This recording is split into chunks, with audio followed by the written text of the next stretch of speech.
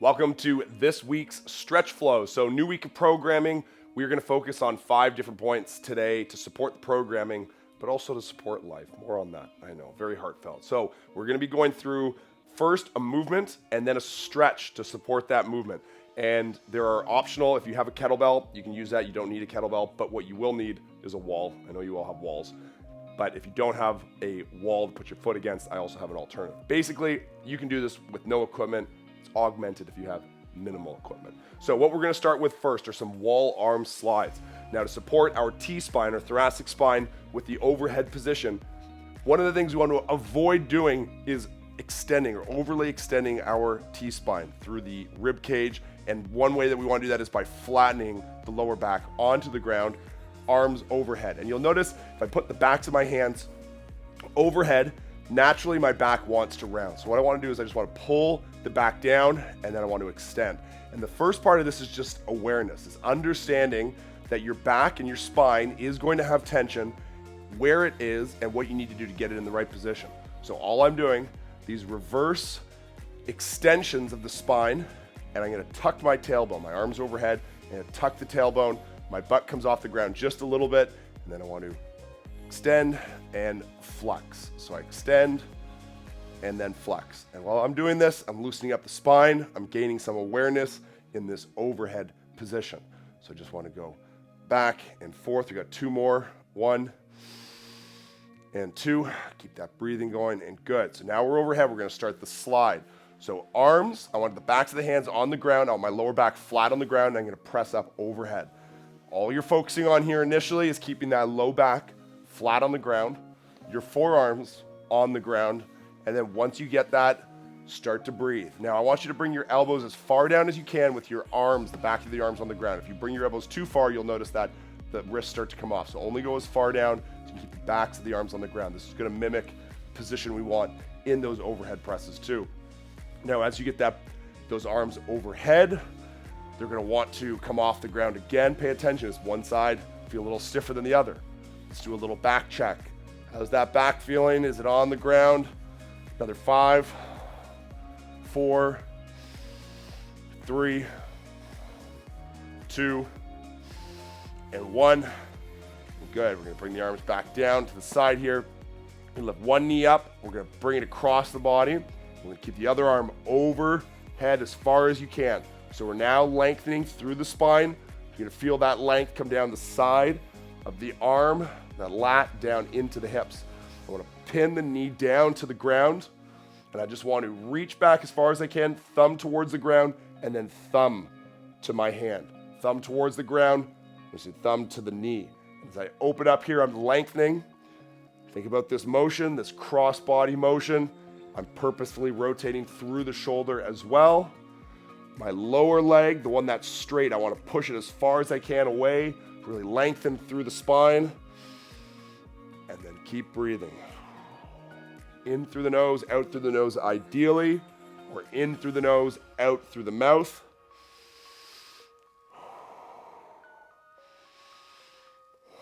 Nice and slow, nice and controlled. Okay, we've got 3 more. 3, 2, and 1. Hands on the knees, roll it back onto your back. We're going to extend the other leg now, and the other side comes over top. I want to bring the arm up, just hang out here for a second. So we get that lengthening. Lower leg is nice and long. Pin the top knee. Reach as far as you can. That thumb comes towards the ground, and then let's start that motion. 20 reps here. Open up. Get the breathing going. In through the nose. Exhale as the arm comes overhead.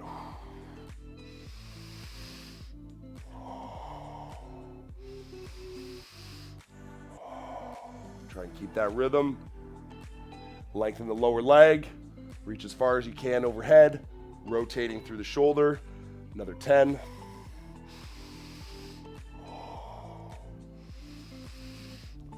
Match that breath to your arm. At this pace, it's going to create a little bit of heat.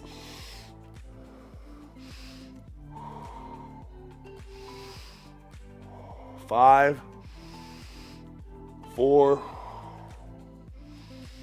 3, 2, and 1. Good. And these are good ones too. We do the overhead pressing to do ahead of that workout. Second one, if you've got a kettlebell close by, we'll use that. We don't need it right away. I'm going to show you the first way to do this without the bell first. So we've got what's called ATG split squats. Now this is from a guy who runs a program called Athletic Truth Group. As contrary to popular belief, it's not ass to grass squats, although you could call it that. Now for me, again, I've got an Achilles issue here. So for me, I'm focusing on getting this knee as far forward as possible. You want to try and get your butt as close to your heel as possible. Now, one way that I'm going to create some of that tension is I'm going to put weight onto my knee. So all I want to do here is we're going to start with this movement is pulse. So I'm in a kneeling position. I've got tension through the back of the leg. I'm trying to get my butt to the heel, and I'm pulsing with the knee going over top of its pinky toe. So we're still thinking tripod foot, big toe, little toe, heel. I'm pushing that knee, gradually increasing the weight forwards. You're going to keep doing this. If you don't have a kettlebell, if you've got a kettlebell close by, you can get a little bit more leverage. Okay, or really any weight. And it's not so much the weight, it's also, okay, if I get the bell here, I can get into more of a kneeling crouched position. It's also the leverage where I can put my shoulder onto the bell to create a little bit more tension forwards. And all I'm doing here is pulsing gently. I'm keeping a good position with this knee over top of the pinky toe. Okay, so I'm pressing forwards, pulsing. Okay, again, if I can get my butt down the heel, great. How we do this in the actual exercise is we elevate the foot. Elevating the foot will make it easier to get the butt down to the heel. Okay, so if you've got a kettlebell, you can get into this position. If you don't have a bell, it's a little bit tougher to leverage this. You can put something else. Otherwise, you've got your one knee back, and we're just pulsing, just pulsing. Another 5, 4, 3, 2, and 1. So before we go on the other side, we're going to begin the stretch on this side. I want to push up and go into a soleus stretch first. So this means my knee is slightly bent. Okay, I'm going to push the knee forwards. Okay, I've got a bit of, I'm using the kettlebell here. I don't need to, if I don't have the kettlebell, I can go down, but again, creates a little bit more leverage. I'm just going to hold this statically here. So knee over top of the pinky toe. Maintain this position and just breathe. In through the nose, out through the mouth. Controlled in through the nose. But then we can let it out faster through the mouth. Another 5, 4, 3, 2, 1. Now we are going to straighten the leg, straighten the knee. This is going to go more gastrocs, more calves. Okay, we're going to continue this stretch, still keeping my knee over top of the pinky toe. That's the goal. Foot flat on the ground. Holding this stretch to go a little bit more into the calves here, a little bit higher up just below the knee. Keep your breathing going.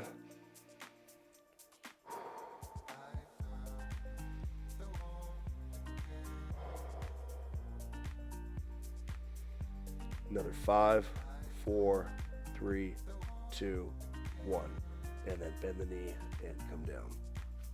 All right, other side. So let's start first with the pulsing. If you don't have the bell, back knee behind you. You can put your body weight onto the knee, and then you're just going to drive forwards. If you've got a kettlebell, then go up onto the knee, and then you've got leverage. You're going to get into more of a crouch position, and I'm just going to pulse. All right, so we want to mimic that position, the bottom of the ATG split squat that we're doing.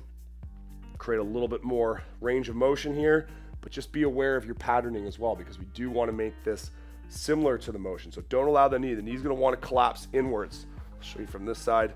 The knee's going to want to collapse inwards. You want to fight that. Try and get that knee over top of the pinky toe. So as I push forwards and pulse, I get that knee over top of the pinky toe. What this will ultimately help too, why we're doing these ATG split squats, is it's going to help on the depth of your regular squats, your bilateral squats. So with the single leg squat, we can get a little bit lower like this. It's okay, our back's rounded. But as soon as we get into two legs, the bilateral squats, we ideally want to have this position as well. So all of this is going to support your squatting. So continue to pulse. Another 5, 4, 3, 2, 1.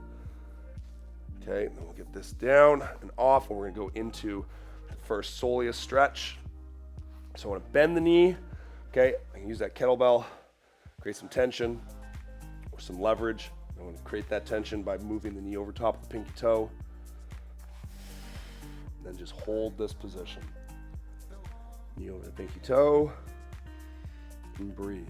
Knee over the pinky toe and breathe. So often neglected, these ankles is a limiting factor for squats. Work on that for there. 5, 4, 3, 2, 1. Straighten the leg. Let's go in the gastrocs. Knee is straight. Keep that knee over top of the pinky toe, and then just breathe. In through the nose, out through the nose.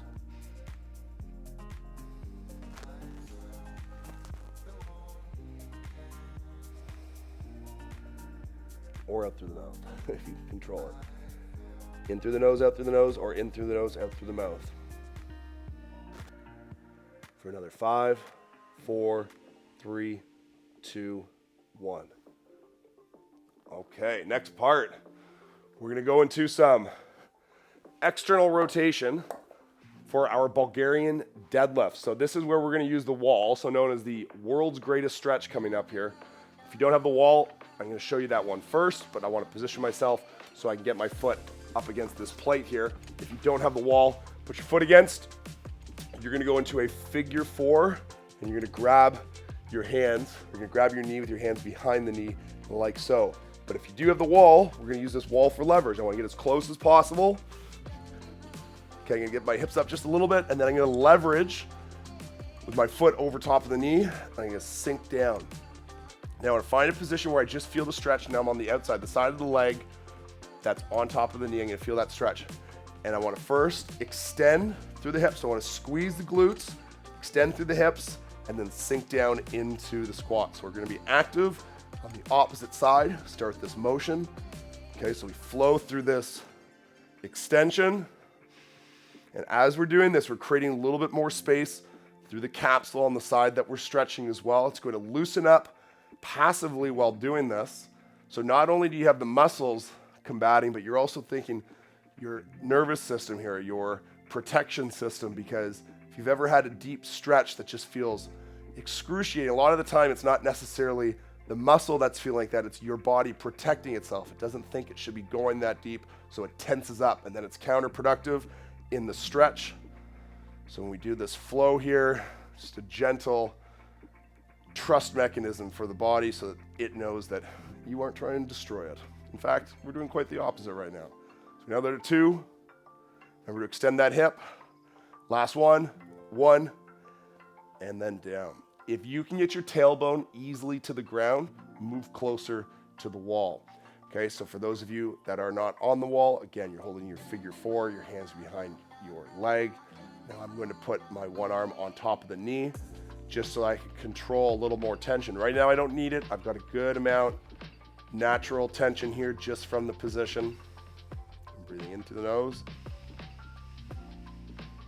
and out through the nose or the mouth. So as we hold this stretch,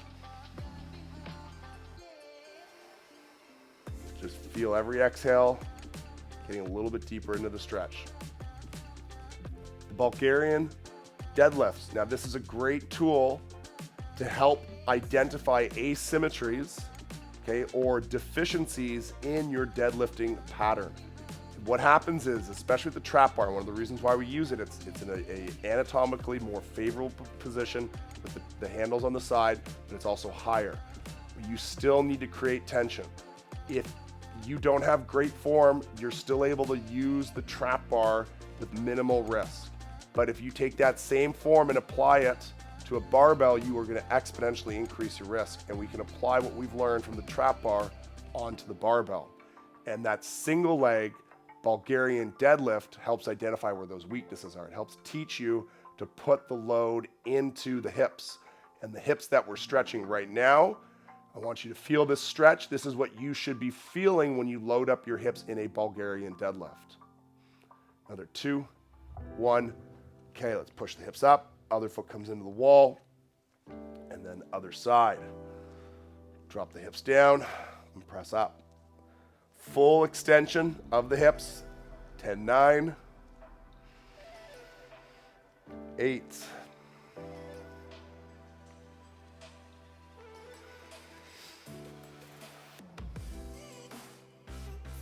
5, 4, 3, 2, and 1. And then sink down into it. Now I slip back a little bit and pull myself a little bit closer, just a little bit, so that my tailbone is off of the ground. I can put my hand underneath my hips. The tailbone, that's going to create that maximal resistance or maximal passive resistance. And what I mean is maximal is not as much resistance as possible. It means that gravity is what is pushing down right now and creating this tension. I've leveraged myself in this figure 4, world's greatest stretch. Also one of my favorite anti-sitting exercises. For those of you that did Fuel Light with me, which is a little bit more movement focused, so more core work, more movement than this stretch flow. Okay, you remember that focus on really trying to open up, relax into the stretch, and anti-sit. That was the whole premise behind it.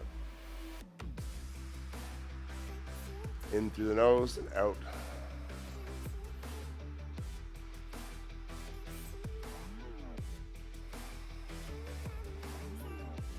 Just allow yourself to sink deep into it. In the stretch flow, we're going to get through more variety as opposed to just a straight stretch class, which is going to be, I'm going to do fewer stretches for longer holds.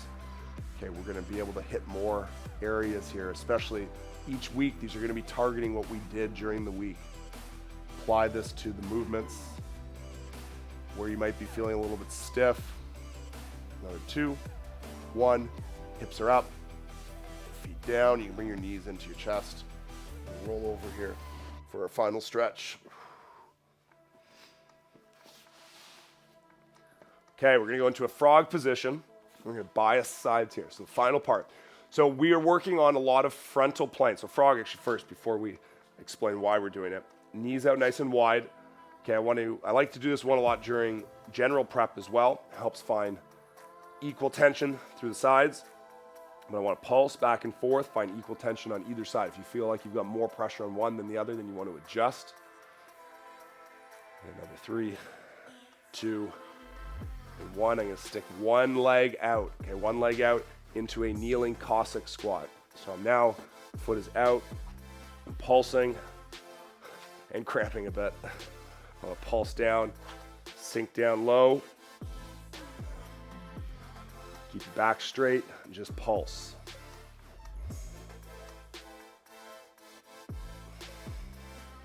I'm cramping, that's why the knee's coming forwards. You don't need to do that unless you're cramping. Okay, we're gonna sink back into this stretch in 2, 1, and then sink back. You're not sitting solely onto your heel. You still want to be hinged forward to feel that stretch. So the frog with a single leg bias here, we're sinking down into the side, into these adductors. So one of the reasons why we're doing this is we're doing a lot of frontal plane movements in Athcon. So frontal plane meaning side to side. So those lateral lunges, the rotational movements, these are areas that we often underuse. We don't use them. If you're playing sports, this is a huge part of your training, should be a huge part of your training. But when you're a desk jockey and you're sitting down a lot, it often gets neglected. And when we start to neglect these sidelines, okay, or frontal plane movement muscles, then that's when you can get hurt. Pull a groin, but you also start to restrict your motion in sagittal or front. The front side, I know it sounds kind of confusing. Frontal plane means side to side, but when we do squats, sagittal, where you're going down and up or pressing overhead, anything that is just straight forwards, okay, still needs that lateral side of the body or the sideline of the body to be functional. And this is why we're adding in these frontal plane movements into Athcon to make sure that we keep it open. And this is why we're doing this stretch as well. So sink those hips back for another 3, 2, 1. I'm going to finish this by rotating forwards, just counter stretch in through the hip flexors, Point the toes, and you squeeze the glutes, push the hips down. Another 3, 2, 1, and then I'm going to come out onto the other side. Okay, so let's start with our pulse.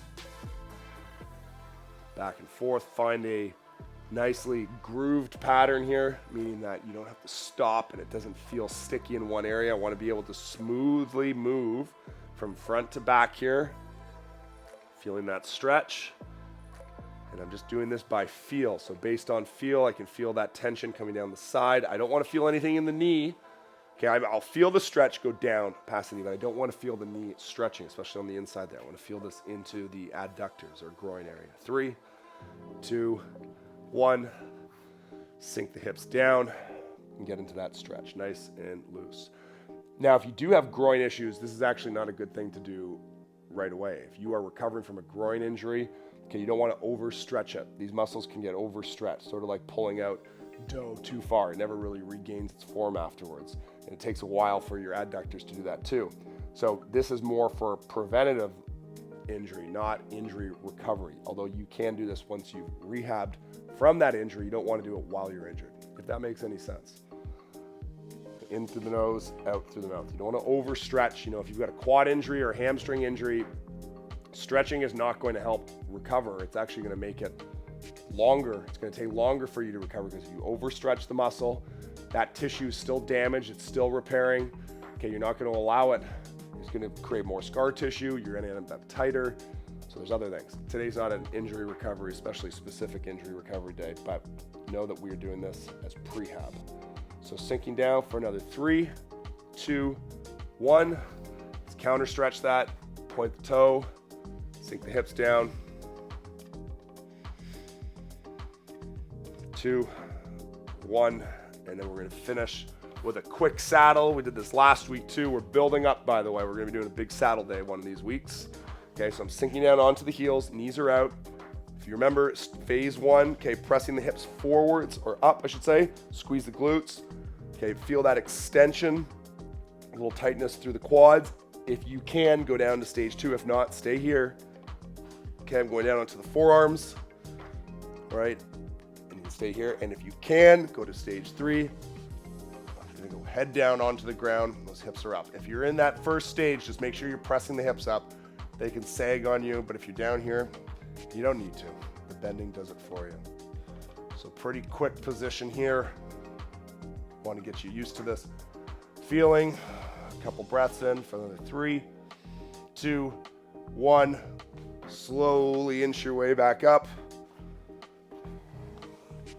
Do a little counter stretch, cobra, and then down dog, pedal out.